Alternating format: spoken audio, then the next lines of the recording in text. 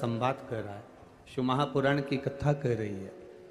आप अगर भगवान शिव की कथा में जाते हो, शंकर भगवान के मंदिर में जाकर एक लोटा जल चढ़ाते हो, शिव जी को एक बेलपत्र चढ़ाते हो, शंकर भगवान का गुणगान करते हो, शिव भक्ति में रमे रहते हो, शंकर की अविरल भक्ति में रमे रहते हो, शिव के मंदिर में शंकर की आराधना में, शंकर के गुणगान में अगर तुम रमे हुए हो तो तुम अकड़ कर कह सकते हो कि दुनिया की पहचान किसी से भी हो, पर मेरी पहचान तो मेरे महाकाल से, मेरे शिव से, मेरे ओघड़दानी से है।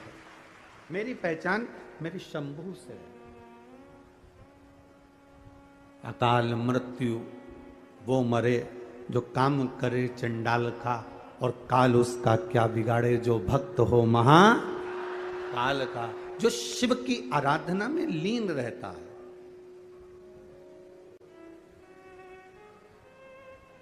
जो शंकर भगवान की भक्ति में लीन रहता है, वो क्या साधारण हो सकता? उसकी भक्ति क्या साधारण हो सकती है?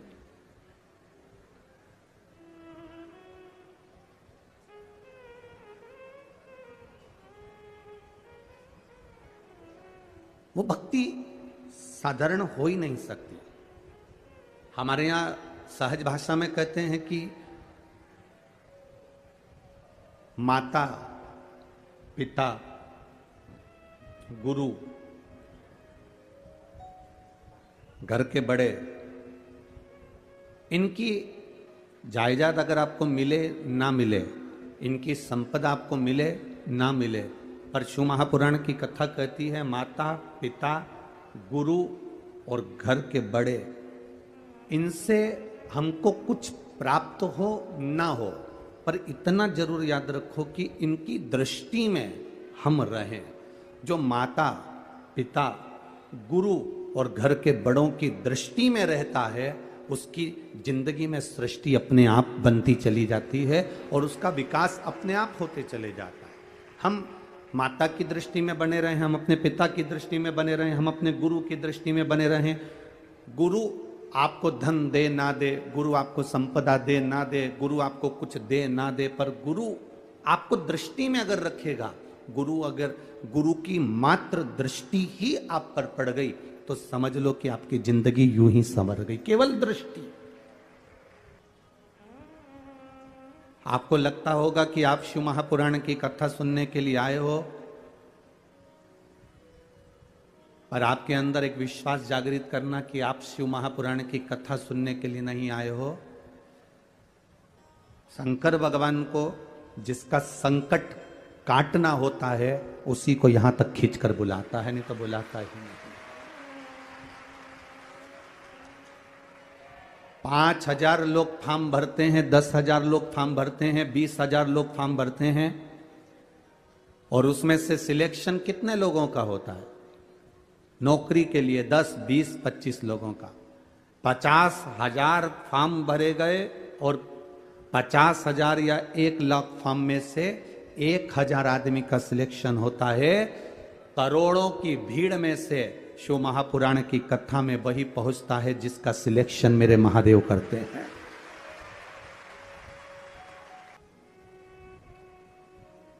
आपको लगता होगा कि आप कथा में जा रहे हो, आपको लगता होगा कि हम कथा में जा रहे हैं, 200-500 रुपए हमने खर्च किया है और फिर हम यहाँ पहुँचे हैं ऑटो कर कर, गाड़ी कर कर, पर ध्यान रखना हजारों लोग फॉर्म भरते हैं, हजारों, और सिलेक्शन,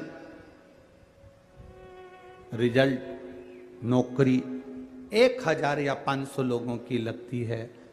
लाखों लोगों ने परीक्षा दी, लाखों लोगों ने एग्जाम दिया, पर रिजल्ट, नौकरी 1,000, 2,000 लोगों की लगती है। उसी तरह करोड़ों की भीड़ में जितने लोग टीवी पर कथा सुन रहे हैं, जितने लोग मोबाइल पर कथा सुन रहे हैं, जितने लोग फेसबुक, यूट्यूब पर कथा सुन रहे हैं, कि इस पावन धरा पर कथा सुन रहे हो, तुम सब अपने आप को भाग्यशाली समझना कि भगवान भोलेनाथ ने तुम्हें अपने लिए सिलेक्शन किया है, उसने छांटा है तुमको अपने लिए,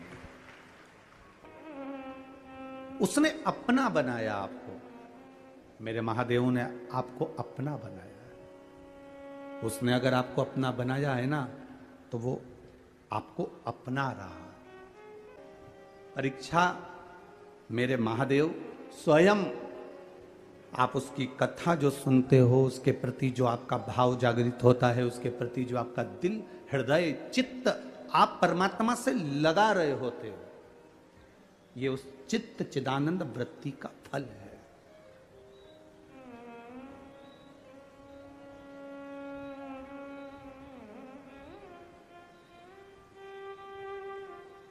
ये आपकी अविरल भक्ति का फल है। आप अगर यहां बैठे हो ना, आप अगर टीवी खोलकर बैठे हो, आस्था चैनल पर कथा सुन रहे हो, मोबाइल पर कथा सुन रहे हो, अपना खुद का नेट बैलेंस खत्म कर कर आप कथा सुन रहे हो, अपने सोने का समय 2 बजे का सोने का समय छोड़कर आप सोफे पर बैठकर, पलंग पर बैठकर, मसेरी पर बैठकर, कुर्सी पर बैठकर, जमीन पर बैठकर कथा सुन रहे हो, सब काम छोड़ देना, पर भगवान का नाम लेना मत छोड़ना।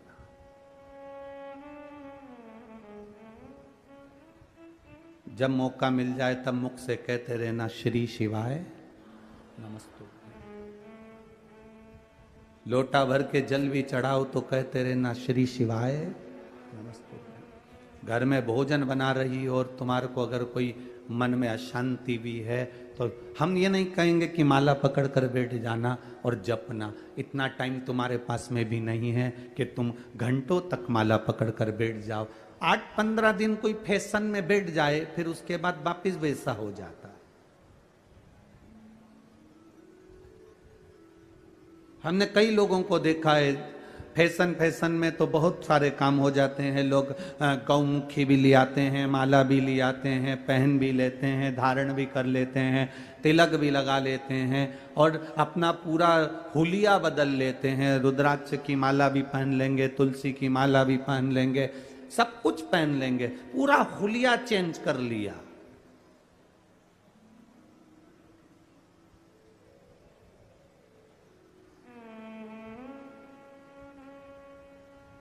हुलिया बदलने से कभी परमात्मा नहीं मिला रे बाबा। परमात्मा के हो लेने से परमात्मा मिलता है, हुलिया बदलने से परमात्मा नहीं मिलता है। परमात्मा के हो तो लो तुम। घूमने गए, सब लोग गले में माला पहने थे, तुमने भी ले ली। घूमने गए, सब लोगों ने हाथ में गौमुखी रखी थी, तुमने भी ले ली। घूमने गए, सबने माला करना चालू करी, तुमने भी कर ली। 8 दिन, 15 दिन, 20 दिन, 1 महीना, 2 महीना, 3 महीना, 4 महीना तुमने माला करी, फिर गौमुखी को खूंटी पर ले जाकर टांग दिया। ऐसा दिखावे वाला मंत्र जाप ना कहिए, ऐसे दिखावे का माला का जाप नहीं चाहिए। मेरा परमात्मा कहता है, मेरे भगवान कहते हैं, ये दिखावे का आराधना, दिखावे का जाप, दिखावे का भजन मेरे बाबा को नहीं भाता। मेरे शंकर जी को ऐसा भजन चाहिए ही नहीं जिसमें तुम दिखावा करो। मेरे शंकर जी को तो तुम्हारा ऐसा भजन चाहिए कि भले तुम माला नहीं भी पकड़े हो, भले तुमने कुछ धारण करा भी नहीं है, तुम मस्तक पर तिलक लगाए कि चंदन का त्रिपुंड लगाऊंगा तब भगवान प्रसन्न होगा, रुद्राक्ष की माला पहनूंगा तब भगवान प्रसन्न होगा। ना ना ना, भगवान कहते हैं किसी प्यासे को पानी पिला दो, किसी भूखे को भोजन करा दो, घर में बुजुर्ग रहते हैं उनका आदर कर लो। कोई ऐसा व्यक्ति है जिसके पास औषधि का भी पैसा नहीं है, उसको औषधि दिला दीजिए। कोई ऐसा बच्चा है जो एजुकेशन पढ़ाई करना चाहता है, उसके पास में विद्या का पैसा नहीं है, उसके ट्यूशन और स्कूल का खर्चा तुम उठा लो, मेरे भगवान की इबादत हो जाएगी, मेरे भगवान की पूजा हो जाएगी। ये परमात्मा, मेरे शिव को दिखावे से प्रियता नहीं है भाई। मेरे शंकर को नहीं चाहिए तुम्हारा दिखावा, वो तो खुद शमशान का निवासी है। दुनिया में ऐसा कौन व्यक्ति है जो शमशान में दिखावा करता है? शादी में दिखावा कर सकते हो, किटी पार्टी में दिखावा कर सकते हो, मकान के उद्घाटन में दिखावा कर सकते हो, बंगला बनाने में दिखावा कर सकते हो, जन्मदिन पर दिखावा कर सकते हो। सारी दुनिया में प्रॉपर्टी में, जमीन में, जायदाद में, फैक्ट्री में, दुकान में, बंगला में, गाड़ी में, सब जगह दिखावा होता है। केवल एक जगह ऐसी होती है जहां दिखावा नहीं होता। वो कौन सी जगह? वो केवल एक शमशान है। शमशान में कोई दिखावा नहीं होता। वहां तो बस लकड़ी पर रखा, घी डाला, आग लगाई और सब राख हो जाता है। वहां दिखावे का काम नहीं होता। तुमने चाहे कितनी भी बादाम खाई हो, किसी ने कितना भी ब्यूटी पार्लर जाके मरी हो, उसके बाद भी उसके शरीर को जलाएंगे तो उसमें पार्लर की गंध नहीं आएगी, उसमें तो केवल बॉडी की गंध ही आएगी।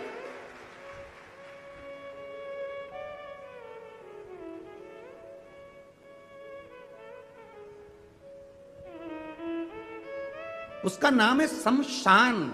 जहां पर सबकी शान सम है, उसी का नाम सम शान है। सबके शान को उसने बराबर रखा है, कोई छोटा बड़ा है ही नहीं उसके आगे। कौन छोटा कौन बड़ा?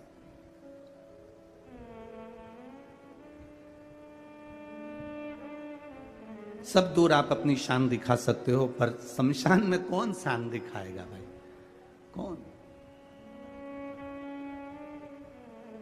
कितने भी अच्छे कपड़े पहनकर तुमको घर से विदा करा जाता है, पर ऊपर से तो एक लाल वस्त्र और एक सफेद वस्त्र ही डाला जाता है। कितने भी वीआईपी कपड़े पहनकर तुमको विदा कर दिया जाए, पर आखिरी का जो वस्त्र है वो बिल्कुल एकदम क्लीन। उस वस्त्र में कोई जेब नहीं है। माँ जो लंगोट पहनाती है उसमें भी जेब नहीं होती, और आखिरी में जो कपड़ा पहनाया जाता है उसमें भी जेब नहीं होती। 8,000 लोग मेरे इंस्टाग्राम से जुड़े हैं। अकड़ देखिए, मेरे इंस्टाग्राम पर 8,000 लोग जुड़े हैं। फेसबुक पर 5,000 लोग जुड़े हैं। व्हाट्सएप के मेरे पास में कम से कम 50 ग्रुप होंगे।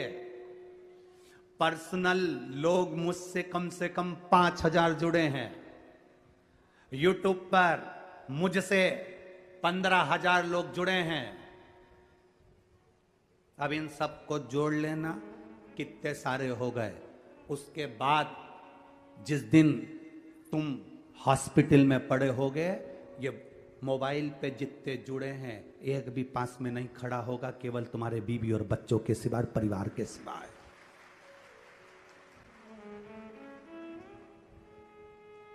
मोबाइल पर तुमने जिसको समय दिया, जिसको बार बार फ्रेंड रिक्वेस्ट भेजते हो, वो भी पास में नहीं है, हॉस्पिटल में। कितना अकड़ में जी रहा था। मेरे इतने व्हाट्सएप पे मित्र हैं, मेरे इतने फेसबुक पर हैं, मेरे इंस्टाग्राम पर इतने सारे जुड़े हुए हैं। अब जब बीमारी आई, दुख आया, तकलीफ आया, हॉस्पिटल में पड़ा है, एक बार मैसेज कर दे कि तुम इतने सारे मुझसे जुड़े थे, मुझे देखने के लिए एक भी क्यों नहीं आए? इतने सारे जुड़े थे मेरे दुख के समय में, तुम एक भी क्यों नहीं आए? रोज तो तुम आधा घंटा 1 घंटा मोबाइल पर देते थे, सारे मैसेज सबको भेजना, सारे मैसेज सबको करना, सबको हेलो हाय करना, सबको हेलो हाय बोलना, सबको ये करना, सबसे बात करना, सबसे चैटिंग करना। जितनी जितों से तुमने बात करी है, जितने जितों को तुमने मैसेज भेजा, जितों जितों से तुमने चैटिंग करी है, तुम्हारे दुख की घड़ी में, हॉस्पिटल में, तकलीफ में, कष्ट में तुमने जितना समय मोबाइल वालों को दिया है, उसमें से एक भी नहीं होगा। और जिस परिवार को तुमने समय नहीं दिया, अपनी पत्नी को, अपने बच्चों को, अपने पति को, अपने रिश्तेदारों को, वो सब हॉस्पिटल में खड़े मिलेंगे जिनको तुमने समय नहीं दिया है। जिनको तुमने समय नहीं दिया वो हॉस्पिटल में तुम्हारे साथ कदम से कदम मिलाकर खड़े हैं। तेरा बेटा तेरे साथ खड़ा है, तेरी बेटी तेरे साथ खड़ी है, तेरी पत्नी तेरे साथ खड़ी है। उसको तुमने समय नहीं दिया। जब जब बोला तब धुतकार के बोला, जब जब बोला शब्द बोला, जब जब दिया तो गाली दी। और मोबाइल पर हेलो हाय स्माइल वाला पुतला दूसरों को भेज रहा है, स्माइल दे रहा है दूसरे को, बस वो मोबाइल पर। और जिसको स्माइल दी वो एक गोली देने नहीं आया। और जिस पत्नी को तूने स्माइल नहीं दी, तेरे दुख की घड़ी में वो दरवाजे पर खड़ी आंख से आंसू बहा रही, भोलेनाथ को जल चढ़ा रही, मेरे पति को ठीक कर दो, ये परमात्मा से विनती कर रही, मंदिर में जाकर दिया जला रही, अखंड व्रत कर रही, मेरी पत्नी को ठीक, मेरे पति को ठीक कर दो। जरा विचार करिएगा।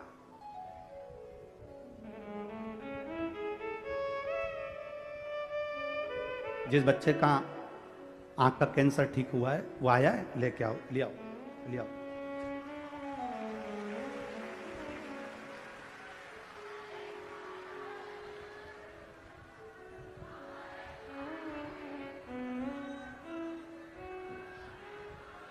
खाली ना जाता कोई दर से तुम्हारे, खाली न जाता कोई दर से तुम्हारे। मैं भी खड़ी हूँ नदी बाहे फसाए, मैं भी खड़ा हूँ नदी बाहे। यही वो बच्ची है, 3 वर्ष का है, राइट आंख में कैंसर हो गया था। डॉक्टर ने कह दिया था नहीं बचेगा, पर बाबा देव अधिदेव महादेव ने आंख की रोशनी भी दी है और कैंसर भी मिटाया है। ये शिव तत्व है, ये शंकर है।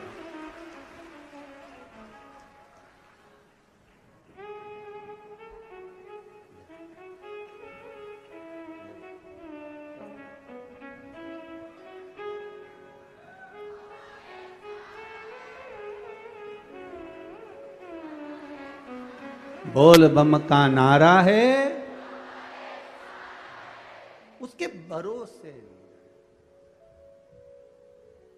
और वो देने वाला है, वो करने वाला है। अरे लुटा दिया भंडार काशी वाले ने, कर दिया माला माल काशी वाले ने। मोबाइल पर आप लोग कहते हो कि मेरे इतने फ्रेंड हैं, मेरे इतनी चाहने वाले हैं, इतने देखने वाले हैं, इतने समझने वाले हैं, मेरे इतने दोस्त हैं, मेरे इतना ग्रुप है। ये किसी काम का नहीं। काम वही आएंगे जो आपके करीब में, आपके साथ में रहे। दुख की घड़ी में वही साथ देगा जो तुम्हारा पास में रह रहा, जिसको तुम समय भी नहीं दे पाए। सबको समय दिया आपने, सबको टाइम दिया आपने, पर अपनी पत्नी, अपने बच्चे, अपने कुटुंब, अपने परिवार, अपने माता, अपने पिता को समय नहीं दिया। तकलीफ जब आएगी तो वो वहां आपको साथ देने के लिए खड़े रहेंगे।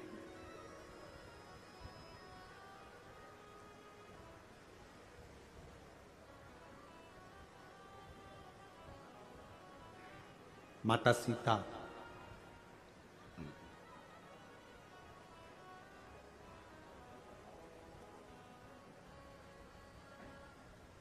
भगवान देवादिदेव महादेव की आराधना कर रहे हैं।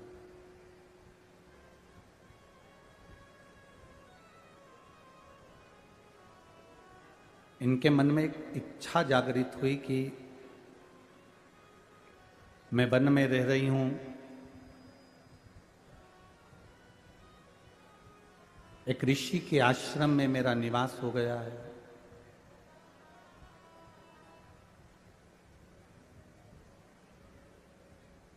गुरु वाल्मीकि बाबा से पूछा, गुरुदेव ये बताओ कि मुझे राम का दर्शन कैसे हो जाए, कैसे?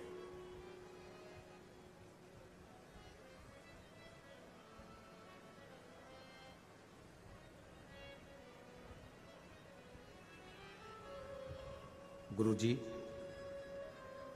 राम का दर्शन कैसे हो, उसका कोई तरीका है?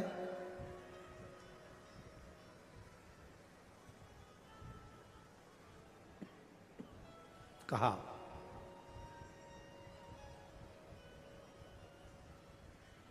एक शिवलिंग का निर्माण करो और उस शिवलिंग का निर्माण कर कर पार्थिव शिवलिंग की पूजन मां जानकी को वाल्मीकि बाबा ने कही।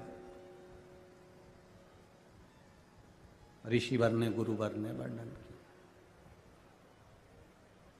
श्रावण का जो महीना होता है, इस श्रावण के महीने में पार्थिव शिवलिंग निर्माण का बड़ा महत्व होता है। हमने आपको एक बात कही थी कि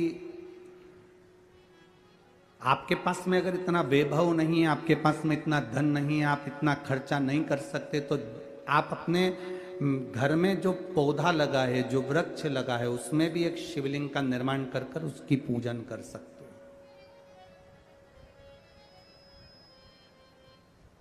पर पार्थिव शिवलिंग का पूजन, आराधना, अर्चना करना चाहिए। अभी जो ये कथा होगी, ये कथा 7 तारीख को यहाँ पर तिल्दा नेवरा में पूरी हो जाएगी।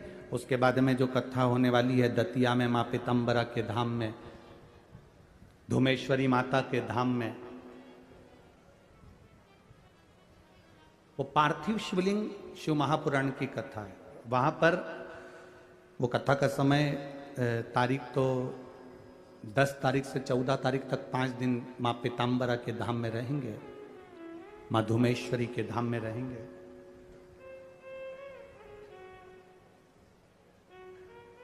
1 बजे से 4 बजे तक उस कथा का समय रहेगा, दतिया की कथा का। उसमें पार्थिव शिवलिंग का निर्माण हो रहा है। करोड़ों जितने भक्त वहां पहुंचेंगे उतने वो पार्थिव शिवलिंग का निर्माण कर कर आराधना करें।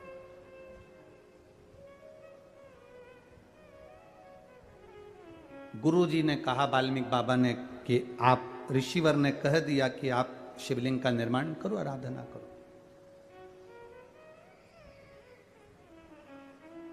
अब 1 लोटा जल लव लेकर आ जाते, 1 लोटा जल कुश लेकर आ जाते। एकांत में माता जगत जननी ने, मां सीता ने, जानकी जी ने एकांत में एक शिवलिंग का निर्माण कर लिया और उस शिवलिंग का निर्माण कर कर उसका पूजन लव लोटा